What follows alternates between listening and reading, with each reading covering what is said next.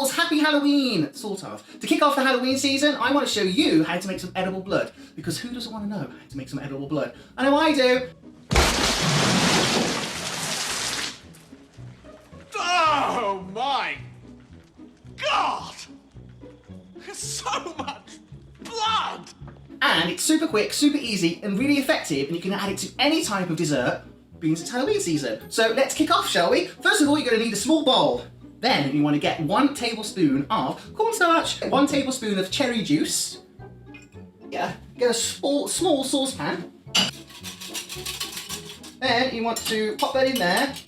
Get your remaining cherry juice and 250 grams of coarse syrup, and you want to add that to your saucepan.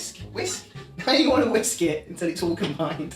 Right, you now want to pop in a generous amount of red.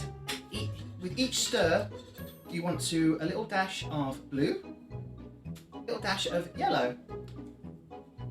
And there you go, quick edible blood. Super quick, super easy, super fancy, depending on what dessert you put it on.